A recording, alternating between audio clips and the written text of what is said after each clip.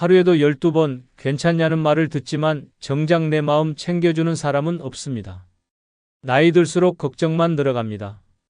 건강 걱정, 자식 걱정, 돈 걱정, 그리고 외로움. 아무리 씩씩한 척해도 속은 이미 지쳐 있습니다. 그런데 말입니다. 이 걱정들 내가 꼭 끌어안고 살아야 할 이유가 있을까요? 이제는 말해야 합니다.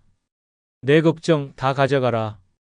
더는 남을 위해 아프지 않고 더는 남의 눈치 보며 늙지 않겠습니다. 노년에 스트레스 없이 사는 단 5가지 방법 지금부터 알려드리겠습니다. 먼저 구독, 좋아요, 알림 설정하시면 시작하겠습니다. 노년에 스트레스 없이 사는 첫 번째 방법은 내 마음을 불편하게 하는 사람과는 과감히 멀어지는 것입니다. 늙어서까지 남의 눈치 보며 억지로 관계를 유지하느라 끙끙 앓을 이유는 전혀 없습니다. 젊을 땐 어쩔 수 없이 직장 상사에게, 사돈에게, 친구에게 웃어야 했지만 이젠 아닙니다. 내 인생은 더 이상 남의 기분을 맞춰주는 연극이 아닙니다. 내 마음 편한 사람이 아니면 그냥 연락하지 않고 안 만나면 그만입니다. 생각해 보십시오. 당신을 매번 불편하게 만드는 사람, 대화할 때마다 은근히 자랑하고 상처 주는 말 툭툭 던지는 사람, 만나고 나면 기운 빠지는 그 인간관계. 왜 아직도 끌어안고 있습니까? 늙어서까지 좋은 사람으로 남으려다 당신 인생은 피곤해지기만 합니다. 나이 들어 친구라도 있어야지라는 착각이 가장 위험합니다. 잘못된 친구는 병보다 무섭고 악성 스트레스는 병을 부릅니다. 누군가가 말했습니다. 내가 나를 아끼지 않으면 아무도 나를 아껴주지 않는다고. 사람 사이의 관계는 결국 에너지 교환입니다. 줄기만 하는 관계는 결국 당신을 소모시킵니다. 내가 먼저 연락해야 유지되는 관계, 만나면 피곤한데 끊기가 애매한 관계, 그런 건 사람이 아니라 짐입니다.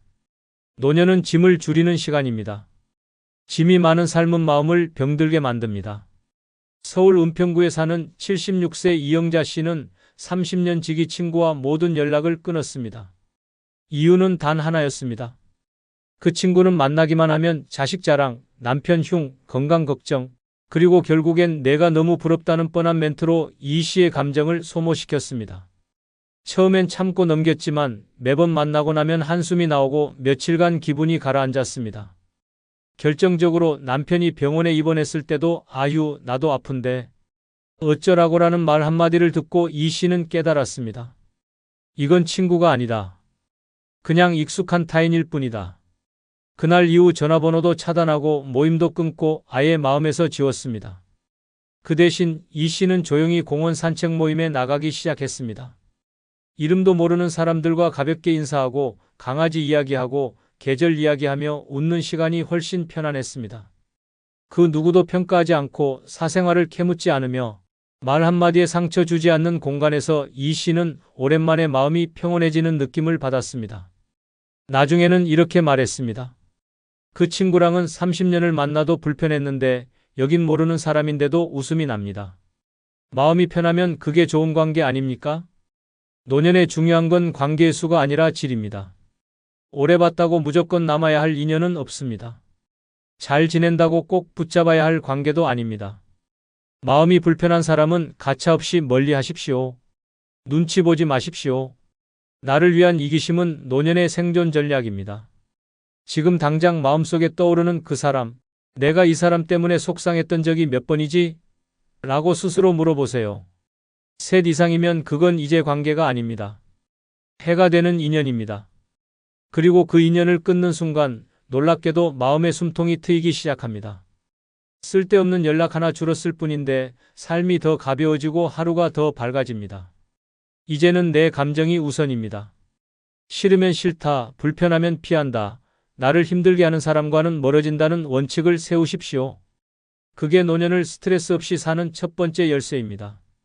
남보다, 체면보다 나를 먼저 챙기는 그 결심 하나가 당신 삶을 완전히 바꿉니다. 지금 당장 실행하십시오. 마음이 편해지는 게 얼마나 강력한 치유인지 직접 느껴보게 될 것입니다. 노년에 스트레스 없이 사는 두 번째 방법은 마음이 불편한 자리는 애초에 가지 않는 용기입니다. 억지로 참석하는 자리가 당신을 늙게 만들고 쓸데없는 만남이 당신의 감정을 갉아먹습니다. 젊을 땐 피치 못할 의무와 체면으로 불편한 자리에 나가야 했지만 이젠 아닙니다. 더 이상 누군가의 평가를 듣기 위해, 내 처지를 해명하기 위해 굳이 얼굴 붉히며 앉아 있어야 할 이유는 없습니다. 명절, 경조사, 동창회, 사돈 모임, 심지어는 아는 사람의 부모상까지 안 가면 욕먹을까? 봐, 그래도 인사는 해야지라는 생각으로 가는 순간 당신은 또다시 나를 버리는 겁니다. 마음이 불편한 자리는 시간 낭비가 아닙니다. 그건 당신의 정신 건강을 갉아먹는 독입니다. 앉아있는 내내 언제 끝나나 시계만 보게 되고 듣고 싶지 않은 이야기들이 당신의 마음을 상하게 만듭니다. 특히 상대가 은근히 당신을 무시하거나 비교하는 말투를 쓴다면 더더욱 거기 있어서는 안 됩니다. 한번 상상해 보십시오. 당신보다 잘나 보이는 자식 자랑, 건강 자랑, 재산 자랑이 오가는 자리에 앉아 있다 보면 괜히 위축되고 마음이 허해집니다. 상대는 그런 의도가 없다고 해도 듣는 당신 입장에선 고통입니다. 이 나이에 왜 이런 기분까지 겪어야 하나 싶은 생각이 드는 그 순간 당신은 이미 상처를 입고 있습니다. 부산 금정구에 사는 75세 박진숙 씨는 오랫동안 모임 하나를 끊지 못했습니다. 남편이 살아있을 때부터 매달 한 번씩 모이던 부인회였는데 어느 순간부터 그 자리가 괴로워졌습니다. 자식 이야기로 시작해 손주 자랑, 사돈 자랑, 여행 이야기까지 이어졌고 박 씨는 매번 듣기만 했습니다. 자신은 남편도 세상을 떠났고 자식도 외국에 있어 같이 살지도 않는데 그 이야기들이 점점 불편해졌습니다. 그런데도 매달 갔습니다. 이유는 단 하나였습니다. 안 나가면 이상한 사람 소리 들을까봐. 그러던 어느 날 모임에 참석하고 돌아온 박 씨는 밤새 잠을 이루지 못했습니다. 왜인지 모르게 서러움이 밀려왔고 괜히 나는 왜 이렇게 살고 있을까 자책하게 됐습니다. 그날 이후 박 씨는 모임에 나가지 않았습니다. 대신 평소 자주 가던 도서관 옆 커피숍에서 혼자 책을 읽기 시작했습니다. 그렇게 몇 달이 지나자 얼굴빛이 달라졌다는 얘기를 듣게 됐고 스스로도 한결 가벼워진 마음을 느꼈습니다. 그녀는 말했습니다. 그 모임 안 가고부터 잠이 잘 와요. 그거 하나로 충분해요. 마음이 불편한 자리는 아무리 오래된 인연이라도 아무리 큰 행사라도 가지 않는 게 답입니다. 거기서 당신의 안부를 진심으로 걱정해주는 사람이 몇 명이나 있습니까? 대부분은 겉으로만 웃고 속으로는 서로를 비교하고 평가합니다. 너 아직도 거기 살아? 자식은 뭐해? 몸은 괜찮아? 이런 말은 안부가 아니라 통제입니다. 그 안에서 자신을 숨기며 웃고 있으면 결국은 마음의 병이 됩니다. 이젠 괜찮습니다. 불참한다고 이상한 사람 되는 것도 아니고 안 간다고 인생이 무너지는 것도 아닙니다. 오히려 가지 않았을 때 느끼는 해방감, 평온함, 그것이야말로 진짜 노년의 평화입니다. 나를 무시했던 자리, 내 말을 끊고 자식 자랑만 하던 사람들, 그런 곳에 왜 다시 가야 합니까? 한 번도 나를 진심으로 대해주지 않은 사람들과 왜 계속 관계를 유지해야 합니까? 진짜 중요한 건 자리가 아닙니다. 그 자리에 있는 나의 마음입니다. 마음이 편하지 않으면 안 가는 것이 맞습니다. 체면보다 예의보다 내가 먼저입니다. 이제는 어디 가야 하나보다 어디 가지 말아야 하나를 먼저 생각해야 합니다. 그것이 노년의 지혜입니다. 그리고 당신이 지금까지 살아온 세월을 가장 존중하는 방법입니다.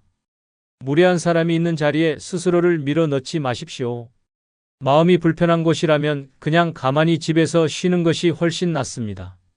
맛있는 거 하나 시켜놓고 좋아하는 드라마나 음악을 듣는 그 시간이 억지로 웃으며 앉아있는 1시간보다 100배 낫습니다. 나를 위한 시간이 많아질수록 남의 기대를 채우기 위한 시간은 줄어야 합니다. 이제부터는 내가 편한 쪽을 택하십시오. 더 이상 누구에게도 증명하지 마십시오. 당신은 이미 충분히 살아왔고 누굴 위해 살기엔 이 삶이 너무 아깝습니다. 마음이 편해야 진짜 건강해지고 진짜 젊어집니다. 그 출발점은 단 하나입니다. 불편한 자리는 안 가는 것. 노년에 스트레스 없이 사는 두 번째 방법입니다. 노년에 스트레스 없이 사는 세 번째 방법은 돈을 나를 위해 기꺼이 쓰는 결심입니다. 평생 남만 챙기며 살았습니다. 자식 뒷바라지, 남편 밥상, 부모 병원비까지 그렇게 아끼고 또 아껴서 손에 남은 게 뭡니까? 정작 내가 입은 옷은 늘 몇 년 전 옷이고 내가 먹은 밥은 싸구려 반찬 두어 가지입니다. 그런데도 아직도 아깝다. 나중에 써야지라는 말이 입에 붙어 있다면 당신은 지금도 자신을 후순위로 두고 살아가는 중입니다. 이제는 그 돈 당신을 위해 써야 합니다. 먹고 싶은 음식이 있다면 망설이지 말고 주문하십시오. 여행이 가고 싶다면 당장 짐을 싸십시오. 배우고 싶었던 취미가 있다면 오늘부터 시작하십시오. 그 돈 아껴서 뭐해요? 자식 줄 거예요? 손주 학원비 돼야 해요? 냉정하게 말해서 그들은 이미 당신 없이도 살아갑니다. 그리고 그 돈 결국 병원비로 나가거나 당신 없는 세상에서 누군가의 카드값으로 사라집니다. 전라남도 여수에 사는 73세 김진호 씨는 자린고비로 유명했습니다. 물티슈도 반으로 잘라 쓰고 시장에선 깎는 데만 30분을 쓰는 분이었습니다. 그렇게 모은 돈이 적금과 예금으로 8천만 원 가까이 됐지만 정작 본인은 입원 중에도 밥값 아까우니 죽으로 때우겠다고 말하곤 했습니다. 그러나 아내가 세상을 떠난 뒤 그는 깨달았습니다. 내가 번 돈인데 나를 위해 한 번도 써본 적이 없구나. 그때부터 김 씨는 바뀌었습니다. 아침마다 순천에 있는 호수를 산책하고 한 달에 한 번은 꼭 근교 여행을 갔습니다. 처음엔 편의점 김밥 하나 사는 것도 아까웠지만 지금은 이 돈 안 쓰면 누구 좋은 일 시키나 하고 웃습니다. 최근엔 스마트폰으로 커피를 주문하는 법도 배웠고 동네 카페 사장과 친구가 됐습니다. 그는 이렇게 말합니다. 그냥 나를 위해 돈 쓴다는 게 이렇게 기분 좋은 일인지 몰랐어요. 내 인생인데 내가 좀 누리면 안 되겠습니까? 문제는 돈이 아닙니다. 마음을 쓸 줄 아느냐입니다. 돈은 결국 삶의 방향을 말해줍니다. 남을 위해 쓰면 내 인생은 타인의 것입니다. 나를 위해 쓰면 비로소 내 인생이 시작됩니다. 돈을 아무리 많이 모아도 행복하게 쓰는 법을 배우지 않으면 그 돈은 짐이고 불안입니다. 쓰지 못하는 돈은 그냥 숫자일 뿐입니다. 숫자가 인생을 위로해주지 않습니다. 숫자는 따뜻하지 않습니다. 당신의 외로움도 허기짐도 슬픔도 채워주지 못합니다. 무엇보다 중요한 건 타이밍입니다. 돈은 내가 건강할 때 써야 가치가 있습니다. 나이 들면 한 끼 밥값도 한 잔 커피도 한 번의 외출도 에너지가 필요합니다. 그 에너지마저 사라지면 아무리 돈이 많아도 쓸 수가 없습니다. 돈은 늙기 전에 쓰는 게 정답입니다. 나중에 쓸게요라는 말은 결국 못 쓰겠다는 뜻입니다. 지금 아니면 안 됩니다. 내 몸이 아직 움직이고 내 눈이 아직 빛날 때 내 손으로 내 돈을 써야 그것이 진짜 행복입니다. 이제 결심하십시오. 누구에게도 미안해하지 마십시오. 자식에게 물려주지 않아도 됩니다. 손주 학자금 안 내줘도 됩니다. 내가 살아온 인생, 내가 보상받아야 할 시간입니다. 남이 아닌 나에게 돈을 쓰는 순간 마음의 평화가 찾아옵니다. 내가 나를 챙긴다는 확신이 생기면 외로움도 줄고 자존감도 올라갑니다. 그것이 노년을 버티게 하는 힘입니다. 냉장고에 유통기한 지난 반찬이 쌓이기 전에 서랍 속 봉투에 쌓인 돈부터 꺼내십시오. 가장 먼저 해야 할 일은 나를 위한 소비입니다. 마음 편히 사는 노년의 시작은 거창한 게 아닙니다. 나를 위해 기꺼이 돈 쓰는 그 순간부터 진짜 내 인생이 시작되는 것입니다. 지금이라도 늦지 않았습니다. 그 돈 당신을 위해 당당하게 쓰십시오. 당신은 그럴 자격이 충분히 있습니다. 노년에 스트레스 없이 사는 네 번째 방법은 남이 나를 어떻게 볼지에 대한 집착을 끊는 것입니다. 당신이 누구보다 열심히 살아온 건 남의 인정받으려 한 일이 아니었습니다. 자식 먹여 살리려고 남편 뒷바라지하느라 상처투성이 몸과 마음으로 버텨온 인생이었습니다. 그런데 왜 지금까지도 남이 나를 어떻게 생각할까를 먼저 고민합니까? 이 나이에 이런 옷 입어도 될까? 사람들이 날 어떻게 볼까? 그런 걱정이 당신 삶을 더 초라하게 만듭니다. 이제는 눈치 보지 말고 사십시오. 남의 기준에 맞춰 사느라 자신을 잃는 순간 그게 바로 스트레스의 시작입니다. 나이 들수록 중요한 건 남에게 잘 보이는 인생이 아니라 스스로 편안한 인생입니다. 누가 뭐래도 내가 즐겁고 내가 행복하고 내가 편해야 제대로 늙는 겁니다. 체면이 당신을 살려줍니까? 눈치가 당신의 외로움을 달래줍니까? 서울 송파구에 사는 70세 문순희 씨는 평생을 단정한 며느리 예의 바른 어머니로 살아왔습니다. 말끝마다 조심했고 웃을 때도 소리 내지 않았습니다. 음식 하나를 사도 이런 거 입으면 나이값 못한다고 할까봐 망설였습니다. 심지어 여름에 민소매 옷도 입지 않았습니다. 팔뚝에 잡힌 군살이 창피해서가 아니라 저 나이에 왜 저렇게 입고 다니지? 하는 시선이 두려웠기 때문입니다. 하지만 3년 전 문 씨는 심장질환으로 수술을 받았고 회복실에서 혼자 누워있는 동안 이런 생각이 들었다고 합니다. 내가 왜 남 눈치 보느라 평생 나를 못 살게 했지? 그때부터 그녀는 달라졌습니다. 붉은색 립스틱을 바르고 민트색 원피스를 입고 매주 금요일마다 재즈 카페에 가기 시작했습니다. 처음엔 별나게 굴지 마라는 말도 들었지만 문 씨는 이렇게 말했습니다. 내가 살아있는 동안은 나답게 살 거예요. 죽으면 그땐 아무도 내 옷차림 신경 안 써요. 우리 인생에서 가장 불필요한 걱정은 남들이 나를 어떻게 볼까입니다. 사람들은 생각보다 당신에게 관심 없습니다. 당신이 어떤 옷을 입었는지, 어떤 음식을 먹었는지, 어디를 갔는지 기억조차 못합니다. 그리고 설령 기억한다고 해도 그 사람의 시선 하나가 당신 인생을 바꿀 수 있는 것도 아닙니다. 그런데도 우리는 스스로를 가두고 감정을 억누르고 즐거움을 제한하며 살아갑니다. 그것이 얼마나 어리석은 일인지 늙고 나서야 알게 됩니다. 더 늙기 전에 스스로에게 물어보십시오. 내가 정말 하고 싶은 건 뭔가? 이 행동을 하는 이유가 진심으로 나를 위한 것인가? 만약 대답이 남들이 뭐라고 할까봐라면 지금 당장 그 행동을 멈추십시오. 타인의 평가에 인생을 맡기면 나중엔 내 감정이 사라집니다. 그렇게 살아온 사람의 말버릇은 이렇습니다. 그땐 그게 맞는 줄 알았지 하지만 그것이 맞았던 적은 단 한 번도 없습니다. 누군가는 이렇게 말합니다. 나이 들수록 더 단정하게, 더 점잖게 살아야 한다. 하지만 단정함이 꼭 침묵은 아닙니다. 점잖음이 반드시 자기 포기는 아닙니다. 나는 내가 편해야 합니다. 누군가에게 예의 있는 사람으로, 잘 늙은 사람으로 남기 위한 삶이 아니라 내가 행복하기 위한 삶을 살아야 합니다. 나를 불편하게 만드는 체면, 의무, 역할을 하나하나 내려놓을 때 비로소 내 삶이 내 것이 됩니다.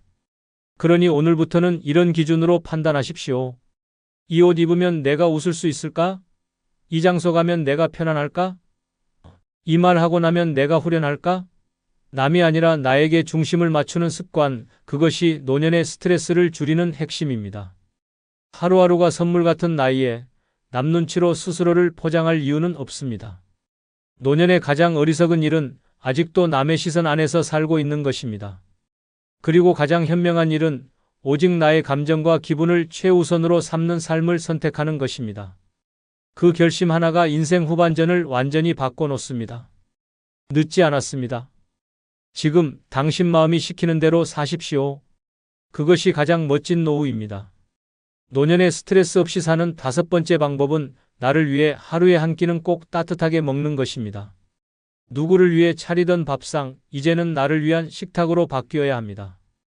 대충 때우는 식사, 찬밥에 김치 한 조각, 남은 반찬 뒤적이다가 그냥 라면으로 끝내는 끼니가 반복되면 몸보다 먼저 마음이 텅 비어갑니다. 밥이 서러운 날이 많아지면 인생이 쓸쓸해집니다. 많은 어르신들이 말합니다. 혼자 밥 차려 먹는 게 뭐 그리 대수냐고. 하지만 그게 가장 큰 착각입니다. 밥 한 끼는 하루의 중심입니다. 몸의 온도를 올리고 마음의 온도를 지켜주는 기본입니다. 밥을 정성스럽게 챙기지 않으면 삶이 무의미하게 흘러갑니다. 그리고 그렇게 흘러가는 날들이 쌓이면 우울함은 깊어지고 외로움은 커집니다. 밥이 허술하면 인생이 흔들립니다.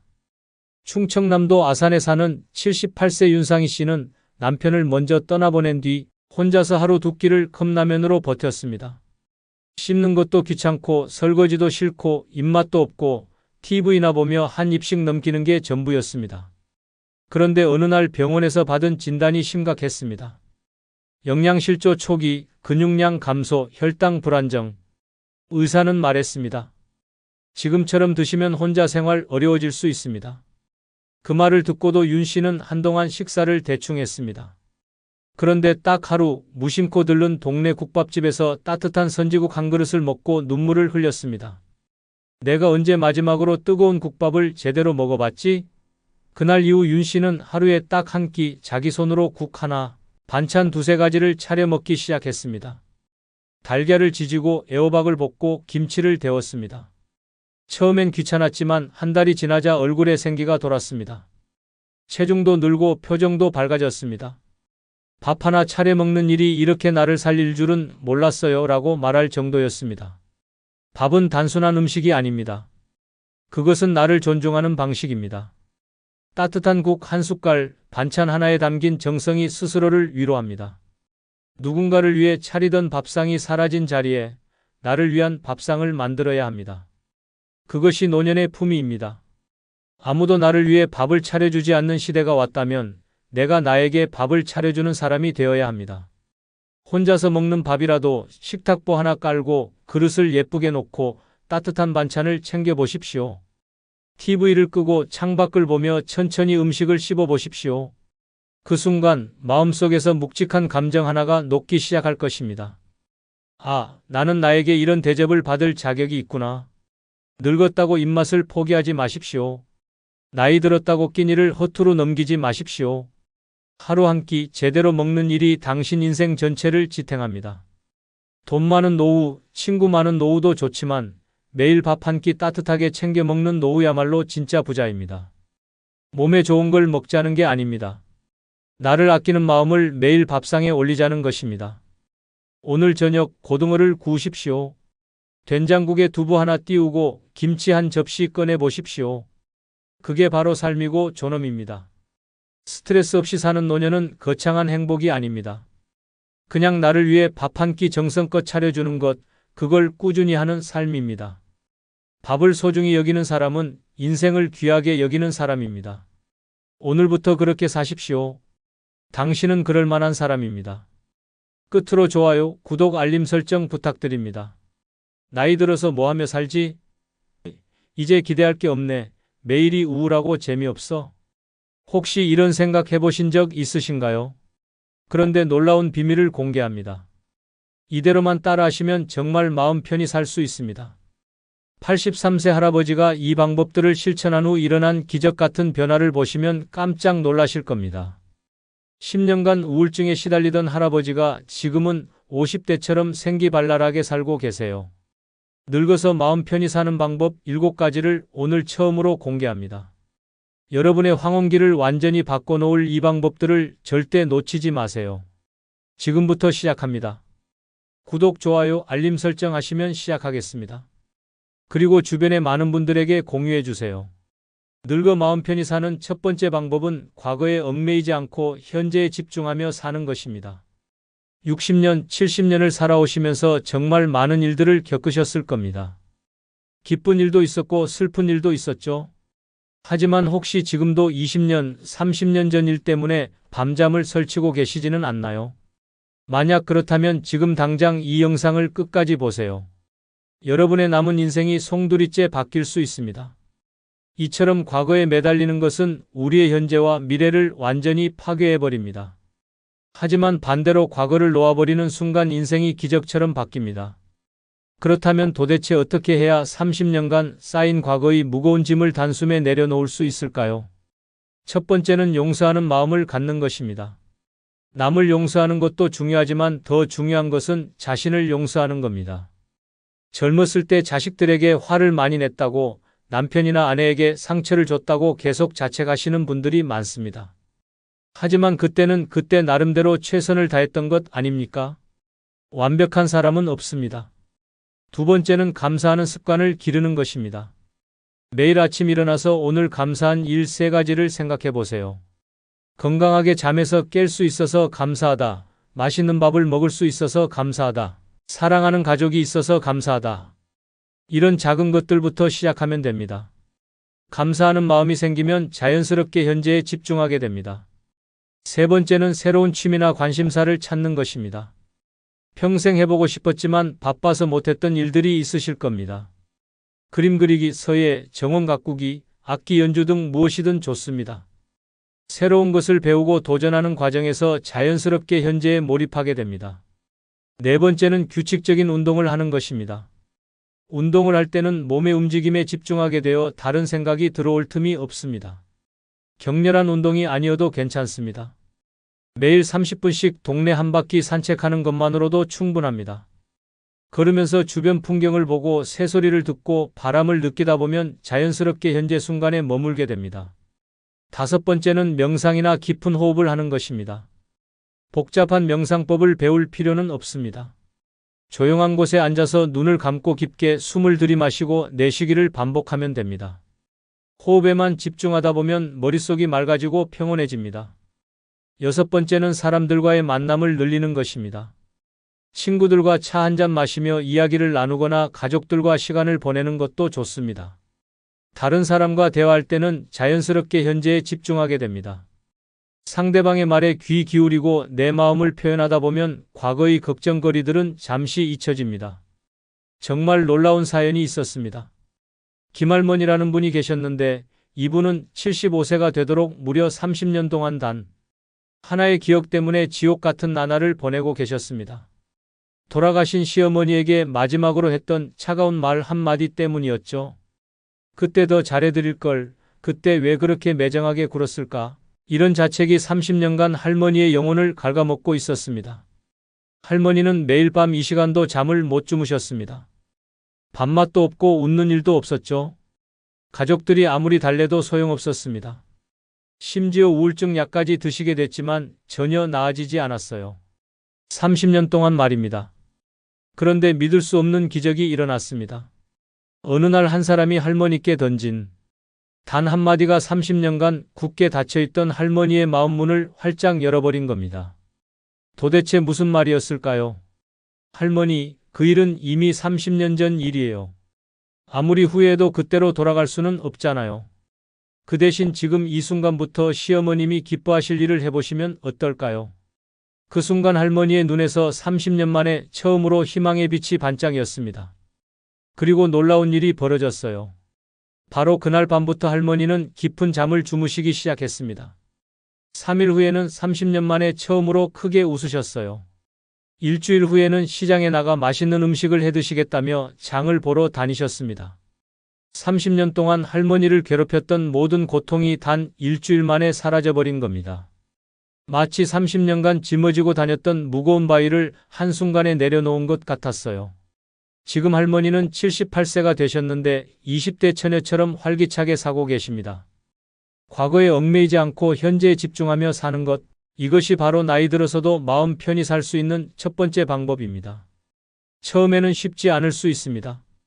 오랫동안 습관이 된 생각의 패턴을 바꾸는 것이니까요. 하지만 조금씩 연습하다 보면 분명히 달라질 것입니다. 기억하세요. 과거는 이미 지나갔고 미래는 아직 오지 않았습니다. 우리에게 진짜 있는 것은 바로 지금 이 순간뿐입니다.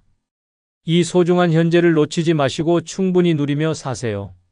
첫 번째는 용서하는 마음을 갖는 것입니다. 남을 용서하는 것도 중요하지만 더 중요한 것은 자신을 용서하는 겁니다. 젊었을 때 자식들에게 화를 많이 냈다고, 남편이나 아내에게 상처를 줬다고 계속 자책하시는 분들이 많습니다. 하지만 그때는 그때 나름대로 최선을 다했던 것 아닙니까? 완벽한 사람은 없습니다. 두 번째는 감사하는 습관을 기르는 것입니다. 매일 아침 일어나서 오늘 감사한 일 3가지를 생각해 보세요.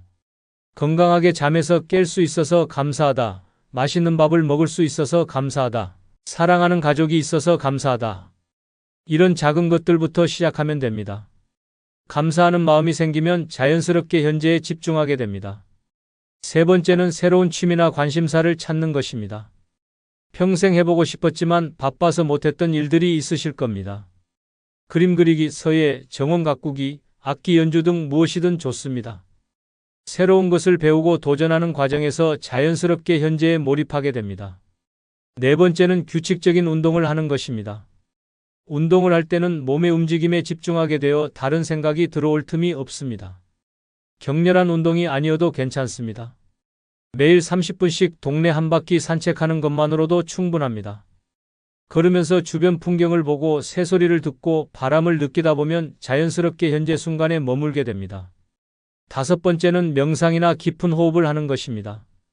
복잡한 명상법을 배울 필요는 없습니다. 조용한 곳에 앉아서 눈을 감고 깊게 숨을 들이마시고 내쉬기를 반복하면 됩니다. 호흡에만 집중하다 보면 머릿속이 맑아지고 평온해집니다. 여섯 번째는 사람들과의 만남을 늘리는 것입니다. 친구들과 차 한잔 마시며 이야기를 나누거나 가족들과 시간을 보내는 것도 좋습니다. 다른 사람과 대화할 때는 자연스럽게 현재에 집중하게 됩니다. 상대방의 말에 귀 기울이고 내 마음을 표현하다 보면 과거의 걱정거리들은 잠시 잊혀집니다. 과거에 얽매이지 않고 현재에 집중하며 사는 것, 이것이 바로 나이 들어서도 마음 편히 살 수 있는 첫 번째 방법입니다. 처음에는 쉽지 않을 수 있습니다. 오랫동안 습관이 된 생각의 패턴을 바꾸는 것이니까요. 하지만 조금씩 연습하다 보면 분명히 달라질 것입니다. 기억하세요. 과거는 이미 지나갔고 미래는 아직 오지 않았습니다. 우리에게 진짜 있는 것은 바로 지금 이 순간뿐입니다. 이 소중한 현재를 놓치지 마시고 충분히 누리며 사세요. 두 번째 방법은 건강에 대한 과도한 걱정을 놓아버리고 지금 가진 몸을 감사히 여기며 사는 것입니다. 70대, 80대가 되면서 몸 여기저기가 아프고 예전만 못하다고 느끼시는 건 당연한 일입니다. 하지만 정말 무서운 건 따로 있습니다. 바로 건강 걱정 자체가 진짜 병을 만들어낸다는 사실입니다. 혹시 여러분도 매일 아침 일어나서 오늘은 어디가 아플까 하며 하루를 시작하고 계시지는 않나요? 그렇다면 지금 당장 이 영상을 끝까지 보세요. 여러분의 건강이 완전히 달라질 수 있습니다. 이처럼 건강에 대한 과도한 걱정은 건강한 사람도 병자로 만들어버립니다. 반대로 걱정을 놓아버리는 순간 몸도 마음도 기적처럼 회복됩니다. 그렇다면 도대체 어떻게 해야 건강공포증에서 완전히 벗어날 수 있을까요? 첫 번째는 정기검진만 충실히 받고 나머지는 믿고 맡기는 것입니다.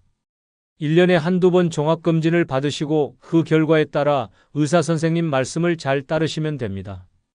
그 외에는 괜한 걱정하지 마세요. 매일 이것저것 걱정한다고 병이 예방되는 것도 아닙니다. 두 번째는 몸의 작은 신호들을 너무 크게 받아들이지 않는 것입니다. 나이가 들면 여기저기 아픈 게 정상입니다. 무릎이 좀 아프고 허리가 좀 뻣뻣한 건 자연스러운 노화 현상이에요. 이런 것들을 큰 병의 신호로 받아들이며 불안해하실 필요 없습니다. 세 번째는 건강 정보를 너무 많이 찾아보지 않는 것입니다. 요즘은 인터넷에 온갖 의학 정보가 넘쳐납니다. 하지만 이런 정보들은 대부분 전문가가 아닌 일반인이 올린 것들이고 불안감만 키울 뿐입니다. 정말 필요한 정보는 의사 선생님께 직접 물어보시는 게 좋습니다. 네 번째는 지금 내 몸이 할 수 있는 일들에 집중하는 것입니다. 예전만 못하다고 아쉬워하지 마시고 지금도 충분히 많은 일을 할 수 있다는 사실에 감사하세요. 걸을 수 있고 먹을 수 있고 웃을 수 있고 사랑하는 사람들과 시간을 보낼 수 있다는 것만으로도 큰 축복입니다. 다섯 번째는 긍정적인 마음가짐을 유지하는 것입니다. 스트레스와 불안은 실제로 우리 면역력을 떨어뜨리고 병을 만들어냅니다. 반대로 긍정적이고 밝은 마음은 몸의 치유력을 높여줍니다. 웃음이 최고의 명약이라는 말이 있듯이 즐겁게 사시는 것이 가장 좋은 건강법입니다. 여섯 번째는 적당한 운동과 규칙적인 생활을 하는 것입니다. 건강 걱정하느라 움츠러들어 있지 마시고 몸을 적당히 움직이세요. 격렬한 운동은 필요 없습니다. 매일 30분씩 산책하고 가벼운 스트레칭을 하고 일찍 자고 일찍 일어나는 규칙적인 생활만으로도 충분합니다. 일곱 번째는 사회적 관계를 유지하는 것입니다. 혼자 있으면 자꾸 건강 걱정이 생깁니다. 가족, 친구들과 자주 만나고 이야기를 나누세요. 다른 사람들과 함께 있으면 자연스럽게 건강 걱정보다는 즐거운 일들에 집중하게 됩니다. 마지막으로 가장 중요한 것은 죽음에 대한 두려움을 받아들이는 것입니다. 누구나 언젠가는 이 세상을 떠나야 합니다. 이는 피할 수 없는 자연의 섭리죠. 죽음을 무서워하며 사는 것보다는 오늘 하루를 의미 있게 보내는 데 집중하세요. 끔찍한 비극이 실제로 일어났던 사례가 있습니다. 박할아버지라는 분이 72세 되시던 해부터 갑자기 건강공포증에 사로잡히셨습니다. 매일 아침 일어나면 온몸을 만져보며 여기 뭔가 이상한 것 같은데 이 통증은 뭔가 심각한 병의 신호 아닐까 하며 불안해하셨죠. 한 달에 병원을 15번씩 가셨습니다.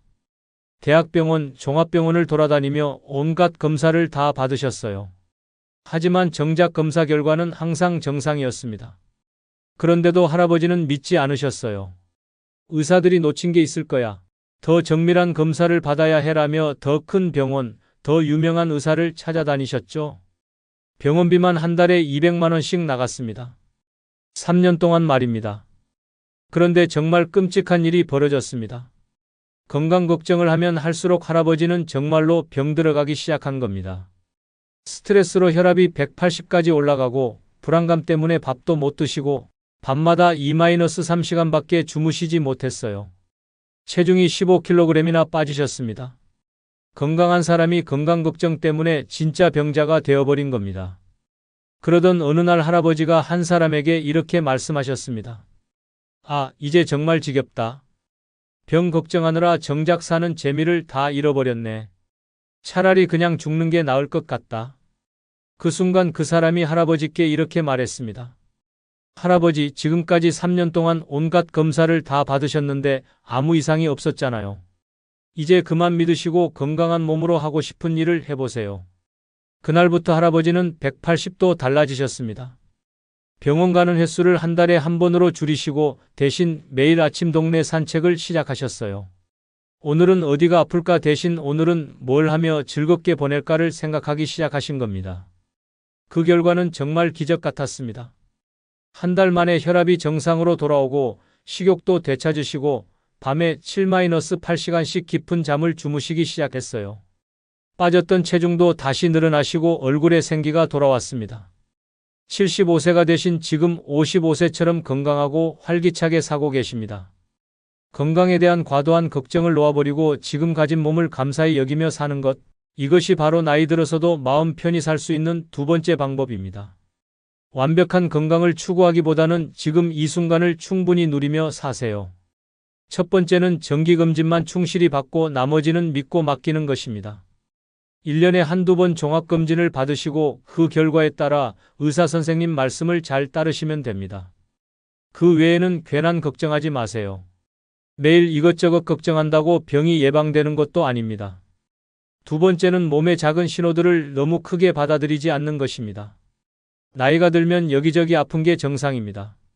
무릎이 좀 아프고 허리가 좀 뻣뻣한 건 자연스러운 노화 현상이에요. 이런 것들을 큰 병의 신호로 받아들이며 불안해하실 필요 없습니다. 세 번째는 건강 정보를 너무 많이 찾아보지 않는 것입니다. 요즘은 인터넷에 온갖 의학 정보가 넘쳐납니다. 하지만 이런 정보들은 대부분 전문가가 아닌 일반인이 올린 것들이고 불안감만 키울 뿐입니다. 정말 필요한 정보는 의사 선생님께 직접 물어보시는 게 좋습니다. 네 번째는 지금 내 몸이 할 수 있는 일들에 집중하는 것입니다. 예전만 못하다고 아쉬워하지 마시고 지금도 충분히 많은 일을 할 수 있다는 사실에 감사하세요. 걸을 수 있고 먹을 수 있고 웃을 수 있고 사랑하는 사람들과 시간을 보낼 수 있다는 것만으로도 큰 축복입니다. 다섯 번째는 긍정적인 마음가짐을 유지하는 것입니다. 스트레스와 불안은 실제로 우리 면역력을 떨어뜨리고 병을 만들어냅니다. 반대로 긍정적이고 밝은 마음은 몸의 치유력을 높여줍니다. 웃음이 최고의 명약이라는 말이 있듯이 즐겁게 사시는 것이 가장 좋은 건강법입니다. 여섯 번째는 적당한 운동과 규칙적인 생활을 하는 것입니다.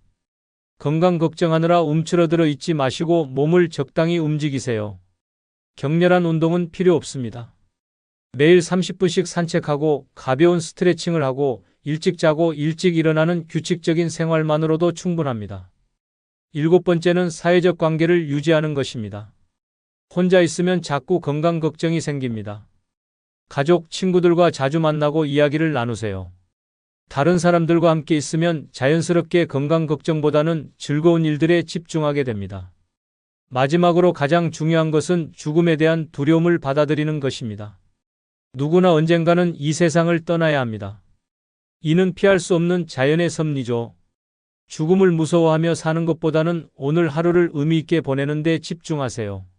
건강에 대한 과도한 걱정을 놓아버리고 지금 가진 몸을 감사히 여기며 사는 것, 이것이 바로 나이 들어서도 마음 편히 살 수 있는 두 번째 방법입니다. 완벽한 건강을 추구하기보다는 지금 이 순간을 충분히 누리며 사세요. 세 번째 방법은 남들과 비교하지 않고 자신만의 속도로 살아가는 것입니다.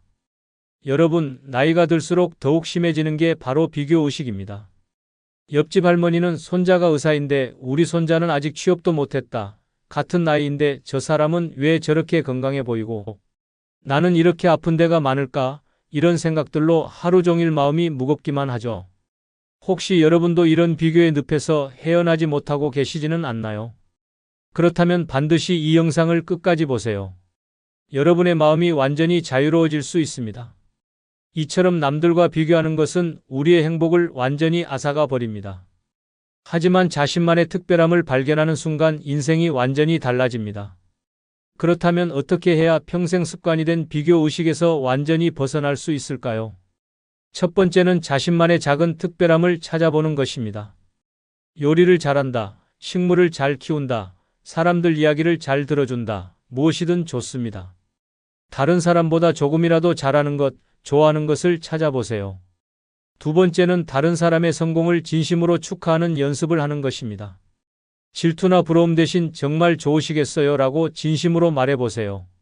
이렇게 하면 마음이 훨씬 편해집니다. 세 번째는 자신만의 기준으로 행복을 정의하는 것입니다. 남들이 말하는 성공이나 행복이 아닌 나만의 작은 기쁨들을 소중히 여기세요. 맛있는 차 한 잔, 예쁜 꽃 한 송이도 충분한 행복입니다. 네 번째는 감사 일기를 쓰는 것입니다. 매일 나에게 일어난 좋은 일 3가지를 적어보세요. 남과 비교할 시간에 내 삶의 소중한 순간들을 기록하는 거죠. 다섯 번째는 나이에 맞는 새로운 목표를 세우는 것입니다. 젊은 사람들과 같은 꿈을 꿀 필요는 없습니다. 지금 나이에 할 수 있는 의미 있는 일들을 찾아보세요. 여섯 번째는 자신만의 속도를 인정하는 것입니다. 남들이 빠르게 간다고 해서 나도 똑같이 할 필요는 없어요. 천천히 가도 괜찮습니다. 중요한 건 내가 가고 있다는 사실입니다.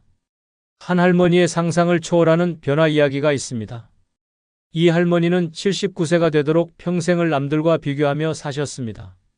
젊었을 때는 옆집 아줌마는 남편이 공무원인데 우리 남편은 왜 이렇게 벌이가 적을까? 자식들이 장성해서는 친구 아들은 대기업에 다니는데 우리 아들은 왜 이 모양일까? 나이가 들어서는 같은 동네 할머니는 아들이 효자인데 나는 왜 이렇게 외로울까 하며 끝없이 남과 비교하셨어요. 특히 동네 경로당에 가시면 더욱 심해졌습니다. 다른 할머니들이 우리 며느리가 이번에 또 용돈을 많이 줬어. 손자가 1등을 했어라고 자랑하면 할머니는 집에 와서 하루 종일 우울해하셨죠. 나는 왜 이렇게 팔자가 사나울까? 남들은 다 잘 사는데 나만 이 모양이네라며 한숨만 쉬셨습니다. 그런데 정말 믿기 어려운 기적이 일어났습니다. 어느 날 한 사람이 할머니께 던진 단순한 질문 하나가 79년간 할머니를 괴롭혔던 모든 비교 의식을 순식간에 날려버린 겁니다. 그 질문이 무엇이었을까요? 할머니만의 특별한 점이 뭔지 아세요? 다른 사람에게는 없는 할머니만의 보물 같은 건 말이에요. 그 순간 할머니는 깜짝 놀라시며 그런 게 어디 있어? 나 같은 늙은이에게 무슨 특별한 게 있겠어라고 말씀하셨습니다. 그래서 그 사람이 이렇게 말했습니다. 할머니는 우리 동네에서 김치를 가장 맛있게 담그시잖아요. 그리고 화분 키우는 솜씨도 정말 대단하시고 무엇보다 동네 아이들이 할머니를 제일 좋아해요. 이런 건 다른 할머니들에게는 없는 할머니만의 특별한 재능이에요. 그날부터 할머니는 마치 완전히 다른 사람이 되신 것처럼 변하기 시작하셨습니다. 경로당에 가서도 다른 할머니들의 자랑을 들으면 참 좋으시겠어요 라고 진심으로 축하해 주시고 대신 본인은 오늘 동네 아이들에게 나누어 줄 김치를 담갔다는 이야기, 베란다 화분에 새싹이 났다는 이야기를 즐겁게 하셨어요. 2주 후 할머니의 변화는 정말 놀라웠습니다.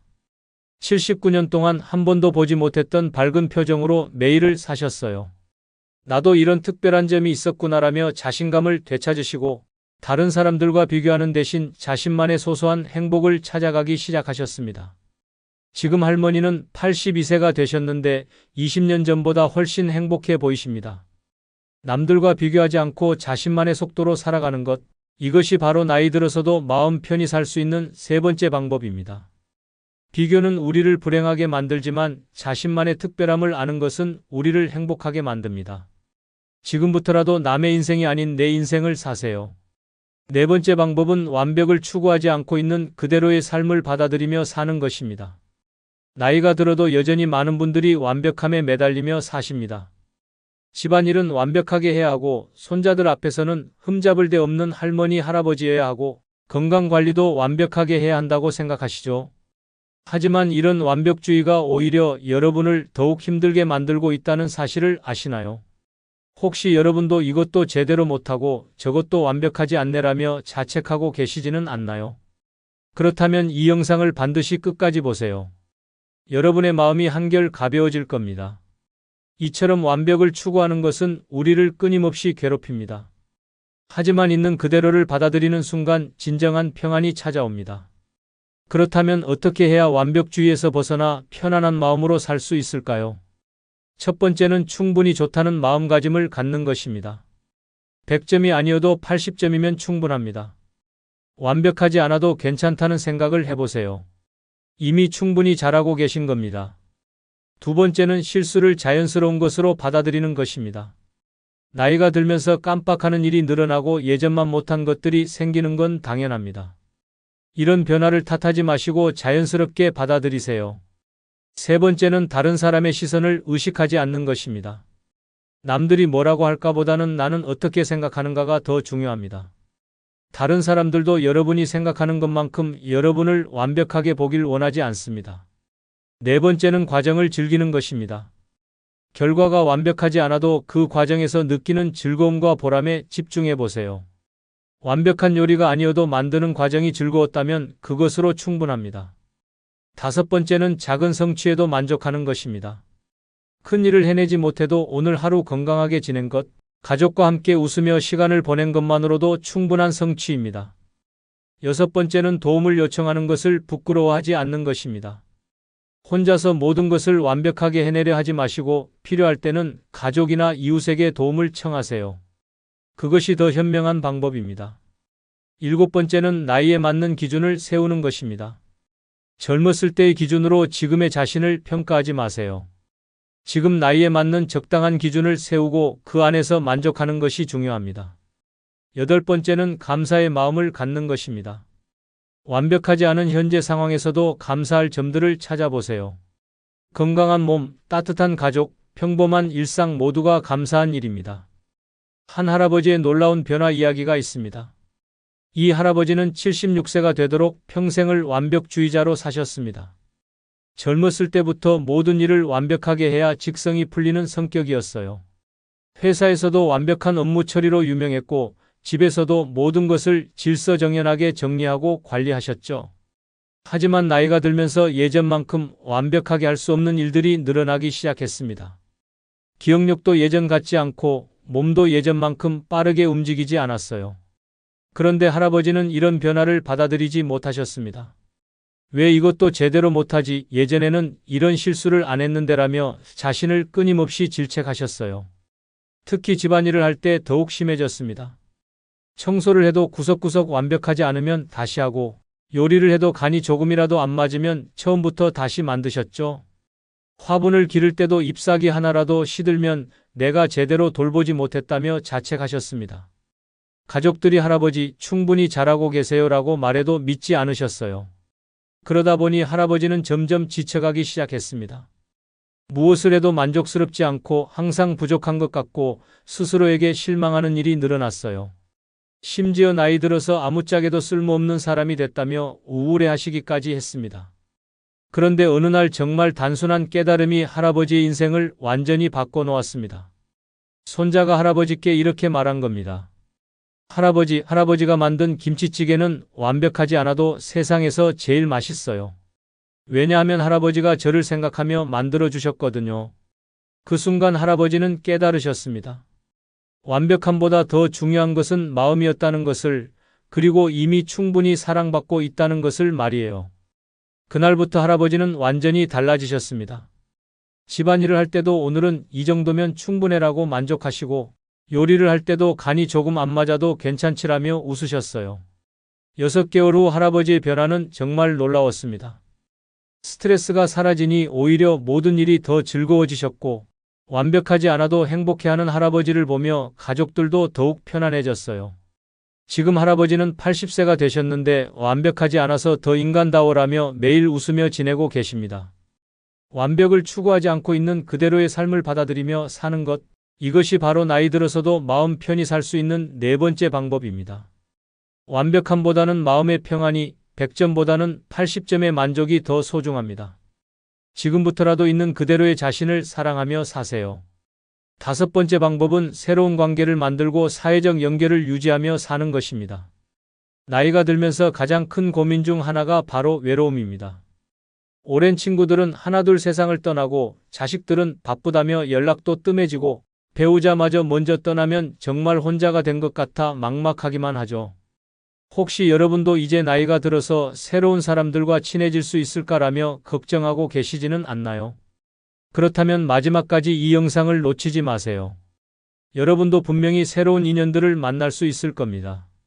이처럼 새로운 관계를 만드는 것은 외로움을 없애고 삶의 활력을 찾는 가장 좋은 방법입니다. 하지만 어떻게 해야 나이 들어서도 새로운 인연을 만들 수 있을까요? 첫 번째는 동네 모임에 적극적으로 참여하는 것입니다. 경로당, 복지관, 문화센터 등에서 진행하는 프로그램들에 용기를 내어 참석해 보세요. 처음에는 어색해도 몇 번 나가다 보면 자연스럽게 대화가 시작됩니다. 두 번째는 공통 관심사를 가진 사람들을 찾는 것입니다. 등산, 요가, 서예, 노래교실 등 본인이 좋아하는 활동을 통해 비슷한 취미를 가진 사람들과 만나보세요. 공통점이 있으면 대화가 훨씬 쉬워집니다. 세 번째는 봉사활동에 참여하는 것입니다. 복지관에서 도시락 배달, 동네 청소, 아이들 돌봄 등 작은 봉사부터 시작해 보세요. 함께 좋은 일을 하다 보면 자연스럽게 유대감이 생깁니다. 네 번째는 온라인 모임도 활용하는 것입니다. 요즘은 실버 세대를 위한 온라인 카페나 모임도 많습니다. 스마트폰이나 컴퓨터를 조금이라도 다룰 수 있다면 온라인에서도 새로운 친구들을 만날 수 있어요. 다섯 번째는 먼저 다가가는 용기를 갖는 것입니다. 안녕하세요. 오늘 날씨가 좋네요 같은 간단한 인사부터 시작해 보세요. 대부분의 사람들은 친근하게 대해주실 겁니다. 여섯 번째는 꾸준히 만나는 것입니다. 한두 번 만나고 끝내지 마시고 정기적으로 만날 수 있는 관계를 만들어 보세요. 일주일에 한 번이라도 함께 차를 마시거나 산책을 하는 사이가 되면 좋습니다. 일곱 번째는 상대방에게 관심을 보이는 것입니다. 다른 사람의 이야기를 잘 들어주고 안부를 묻고 작은 도움을 주고받으면서 진정한 우정을 쌓아가세요. 여덟 번째는 나이나 배경에 구애받지 않는 것입니다. 나보다 나이가 많거나 적어도 학력이나 경제 수준이 달라도 상관없습니다. 마음이 통하는 사람이라면 누구든 좋은 친구가 될 수 있어요. 실제로 이런 놀라운 사례가 있었습니다. 73세 이모님 한 분이 계셨는데 이분은 남편이 돌아가신 후 20년 동안 거의 집에서만 지내셨어요. 자식들은 모두 멀리 살고 있고 예전 친구들과도 연락이 끊어진 상태였습니다. 하루 종일 텔레비전만 보며 지내시다 보니 점점 우울해지고 건강도 나빠지셨죠. 특히 코로나가 시작되면서 상황은 더욱 악화됐습니다. 그나마 가끔 나가던 마트도 무서워서 못 가게 되고 완전히 세상과 단절된 느낌이었어요. 이렇게 살다가 죽는 건가라는 생각에 매일 눈물만 흘리셨습니다. 그런데 어느 날 아파트 관리사무소에서 붙인 공지사항을 보게 되셨어요. 동네 복지관에서 실버 요가 교실을 연다는 내용이었습니다. 평소 몸이 많이 아프셨던 이모님은 한 번만 가볼까 하는 마음으로 용기를 내어 복지관 문을 두드렸습니다. 처음에는 정말 어색했어요. 20년 동안 새로운 사람들과 대화를 거의 안 해보셨으니까요. 하지만 요가 선생님과 다른 수강생들이 너무 따뜻하게 대해주셨습니다. 어르신 처음 오셨어요? 저희도 처음에는 다 어색했는데 금방 익숙해지실 거예요 라며 반겨주셨죠. 몇 주 지나지 않아 이모님은 완전히 달라지기 시작하셨습니다. 요가 교실에서 만난 분들과 수업 후에 커피도 마시고 주말에는 함께 등산도 가게 되셨어요. 비슷한 나이에 비슷한 고민을 가진 분들이다 보니 대화가 정말 잘 통했습니다. 6개월 후에는 요가 교실 친구들과 함께 여행도 다녀오셨어요. 그렇게 새로운 친구들이 생기니 매일이 즐거워지고 건강도 좋아지셨습니다. 20년 동안 잃어버렸던 웃음도 되찾으셨죠. 지금 이모님은 75세가 되셨는데 인생이 이렇게 다시 즐거워질 줄 몰랐다며 매일 행복해하고 계십니다. 요가 교실뿐만 아니라 서예 교실, 노래 교실까지 다니시며 더 많은 친구들을 사귀고 계세요. 혼자 있던 시간에는 우울하기만 했는데 이제는 친구들과 함께하는 시간이 너무 소중하다고 하십니다. 새로운 관계를 만들고 사회적 연계를 유지하며 사는 것, 이것이 바로 나이 들어서도 마음 편히 살 수 있는 다섯 번째 방법입니다. 나이는 숫자일 뿐이고 새로운 인연은 언제든 만들 수 있습니다. 용기를 내어 첫걸음을 내디뎌 보세요. 분명히 여러분을 기다리는 좋은 사람들이 있을 겁니다. 여섯 번째 방법은 의미 있는 일과 목적을 찾아 자신만의 가치를 실현하며 사는 것입니다. 나이가 들면서 가장 큰 상실감 중 하나가 바로 내가 무엇을 위해 살아야 하는가라는 목적 의식의 상실입니다. 직장에서 은퇴하고 자식들도 독립하고 나면 갑자기 삶의 의미를 잃어버린 것 같아 막막하기만 하죠. 혹시 여러분도 이제 나는 뭘 하며 살아야 할까라며 허전함을 느끼고 계시지는 않나요? 그렇다면 이 영상이 여러분에게 새로운 희망이 될 겁니다. 끝까지 놓치지 마세요. 이처럼 의미 있는 목적을 갖는 것은 나이가 들어서도 활기찬 삶을 살아가는 핵심입니다. 하지만 어떻게 해야 새로운 삶의 목적과 가치를 찾을 수 있을까요? 첫 번째는 자신이 평생 쌓아온 경험과 지식을 나누는 것입니다. 직장에서의 전문 지식, 육아 경험, 살아오면서 터득한 지혜들을 젊은 세대에게 전수해 보세요. 멘토링이나 강의를 통해 다른 사람들에게 도움을 줄 수 있습니다. 두 번째는 새로운 취미나 기술을 배우며 성취감을 느끼는 것입니다. 평생 해보고 싶었지만 바빠서 못했던 일들에 도전해 보세요. 그림, 음악, 글쓰기, 요리 등 무엇이든 새로운 배움은 삶의 활력을 불어넣습니다. 세 번째는 지역사회나 이웃을 위한 봉사활동을 하는 것입니다. 작은 도움이라도 누군가에게 필요한 사람이 된다는 것은 큰 보람과 자부심을 가져다 줍니다. 복지관 도우미, 환경정화활동, 독거노인 돌봄 등 다양한 봉사 기회가 있어요. 네 번째는 가족사나 개인사를 정리하며 후세에 남길 유산을 만드는 것입니다. 자서전 쓰기, 가족사 정리, 추억의 사진 앨범 만들기 등을 통해 자신의 삶을 의미 있게 정리해 보세요. 다섯 번째는 작은 사업이나 창작 활동을 시작하는 것입니다. 나이에 구애받지 말고 평생의 꿈이었던 일들을 실현해 보세요. 작은 카페 운영, 핸드메이드 제품 만들기, 블로그 운영 등 자신만의 작은 도전을 해보는 겁니다. 여기 놀라운 변신을 이룬 분의 진짜 이야기가 있습니다.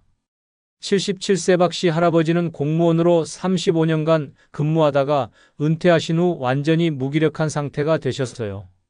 평생 규칙적인 직장 생활만 하다가 갑자기 할 일이 없어지니 매일이 지루하고 무의미하게 느껴졌습니다. 처음 몇 년은 그래도 집안일도 하고 텔레비전도 보며 시간을 보냈는데 시간이 갈수록 점점 우울해지기 시작했어요. 나는 이제 사회에 필요 없는 사람이 됐구나. 그냥 시간만 때우며 죽을 날만 기다리는 건가라는 생각에 매일 한숨만 쉬셨습니다. 가족들이 취미생활을 권해도 이 나이에 뭘 새로 시작해라며 거부하셨고 친구들과의 만남도 점점 줄어들었어요. 건강도 나빠지고 성격도 예민해져서 가족들까지 힘들어했습니다. 그렇게 10년이라는 시간이 흘렀죠. 그런데 어느 날 우연한 계기로 할아버지의 인생이 180도 바뀌게 됐습니다. 동네 복지관에서 할아버지에게 어르신 컴퓨터 좀 아시죠? 저희가 어르신들께 컴퓨터 기초를 가르칠 분을 찾고 있는데 도와주실 수 있으세요? 라고 부탁했던 겁니다. 처음에는 내가 뭘 가르칠 수 있겠어 라며 주저하셨지만 복지관 직원의 간곡한 부탁에 못 이겨 한 번만 해보기로 하셨어요. 그런데 막상 다른 어르신들에게 컴퓨터를 가르치기 시작하니 정말 뜻밖의 일이 벌어졌습니다. 수강생들이 선생님 덕분에 손자와 영상통화를 할 수 있게 됐어요. 이제 인터넷으로 쇼핑도 할 수 있어요. 라며 고마워하는 모습을 보니 할아버지는 가슴이 벅차오르셨어요. 오랫동안 잊고 있었던 누군가에게 도움이 되는 사람이라는 느낌을 다시 찾게 된 겁니다. 그 후 할아버지는 완전히 새로운 사람이 되셨습니다. 컴퓨터 교육뿐만 아니라 스마트폰 사용법, 인터넷 활용법까지 가르치는 범위를 넓히셨어요. 심지어 다른 복지관에서도 강의 요청이 들어올 정도로 유명해지셨습니다. 지금 할아버지는 80세가 되셨는데 매일이 너무 바쁘고 즐겁다며 웃으며 지내고 계십니다. 10년 동안 사라졌던 생기와 활력이 완전히 돌아오셨어요. 가족들도 할아버지가 이렇게 달라질 수 있구나 하며 놀라워하고 있습니다. 할아버지는 사람은 나이에 상관없이 누군가에게 필요한 존재가 될 수 있다는 걸 깨달았다고 말씀하세요. 의미 있는 일과 목적을 찾아 자신만의 가치를 실현하며 사는 것, 이것이 바로 나이 들어서도 마음 편히 살 수 있는 여섯 번째 방법입니다. 나이는 끝이 아니라 새로운 시작입니다. 여러분도 반드시 자신만의 특별한 목적과 가치를 찾으실 수 있을 겁니다. 지금부터라도 용기를 내어 새로운 도전을 시작해 보세요. 일곱 번째 방법은 죽음을 자연스럽게 받아들이고 오늘을 더욱 소중히 여기며 사는 것입니다. 대부분의 사람들이 죽음에 대해 이야기하는 것조차 꺼려합니다. 특히 나이가 들수록 죽음에 대한 두려움은 더욱 커지죠. 하지만 여기 놀라운 진실이 있습니다. 죽음을 받아들이는 순간 오히려 삶이 더욱 소중하고 아름다워진다는 사실입니다. 혹시 여러분도 죽음에 대한 막연한 두려움 때문에 매일을 불안하게 보내고 계시지는 않나요? 그렇다면 이 영상이 여러분에게 진정한 평안을 가져다 줄 겁니다. 마지막까지 놓치지 마세요. 이처럼 죽음을 자연스럽게 받아들이는 것은 남은 시간을 더욱 의미 있게 보내는 가장 강력한 방법입니다. 하지만 어떻게 해야 죽음에 대한 두려움을 극복하고 평안한 마음을 가질 수 있을까요? 첫 번째는 죽음을 자연의 순리로 받아들이는 것입니다. 봄에 꽃이 피고 가을에 잎이 지는 것처럼 죽음도 생명의 자연스러운 과정입니다. 거부할 수 없는 현실이라면 받아들이는 것이 현명합니다. 두 번째는 지금까지 살아온 삶에 감사하는 것입니다. 여러분이 지금까지 겪어온 모든 경험들, 만나온 사람들, 느꼈던 감정들 모두가 소중한 선물이었습니다. 이미 충분히 의미 있는 삶을 살아왔다는 것을 인정해 보세요. 세 번째는 유산을 정리하며 마음의 평안을 얻는 것입니다. 물질적 유산뿐만 아니라 자신의 이야기, 경험담, 지혜를 가족이나 후배들에게 전수하는 것도 소중한 유산입니다. 이런 준비를 통해 마음이 한결 가벼워집니다. 네 번째는 하루하루를 더욱 소중히 여기는 것입니다. 언젠가 끝날 것이라는 사실을 받아들이면 오히려 오늘 하루가 더욱 특별하고 귀중하게 느껴집니다. 매 순간을 더 깊이 음미하며 살 수 있어요.